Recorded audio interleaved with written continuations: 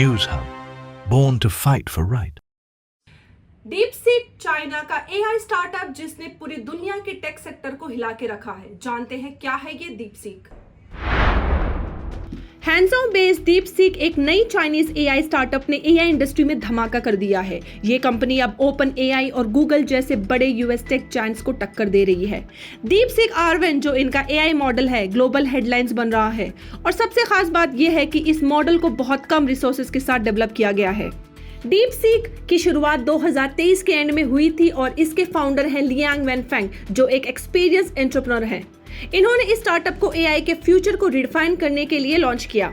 जानते हैं डीपसीक को इतना खास क्या बनाता है। पहला, कम रिसोर्सेस में बड़ा काम।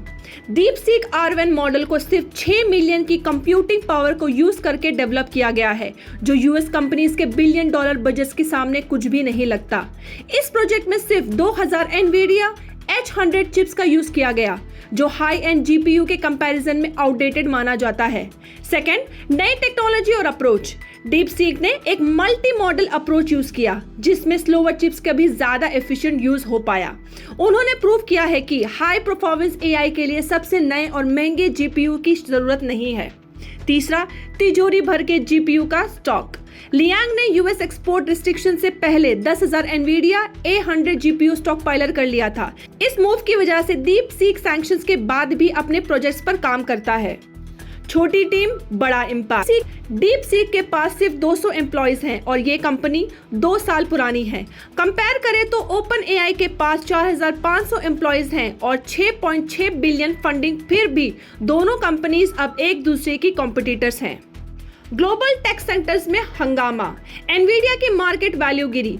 डीपसीक की एआई सक्सेस के बाद एनवीडिया के शेयर्स में 17% की गिरावट हुई और कंपनी ने 600 बिलियन की मार्केट वैल्यू खो दी। सिलिकॉन वैली में डर। यूएस के बड़े टेक प्लेयर्स जैसे अल्फाबेट, गूगल और माइक्रोसॉफ्ट के स्टॉक प्राइसेस भी गिरे क्योंकि इन्वेस्टर्स को यूएस की एआई डोमिनेंस पर डाउट होने लगा। यूएस गवर्नमेंट की चिंता। प्रेसिडेंट डोनाल्ड ट्रंप ने डीपसीक के ब्रेक थ्रू को एक वॉक अप कॉल बोला और कहा कि यूएस इंडस्ट्री को अब एआई पर फोकस करना होगा ताकि वो आगे रहें। लियांग जो ज़ेजियांग यूनिवर्सिटी के ग्रेजुएट है, एक सीरियल एंटरप्रेन्योर है जिन्होंने फाइनेंस और एआई का परफेक्ट कॉम्बिनेशन बनाया। इन्होंने 2023 में हैंगजो जैकोबी इन्वेस्टमेंट मैनेजमेंट बनाया जो एआई ड्राइवन ट्रेडिंग स्ट्रैटेजीज पर काम करता है।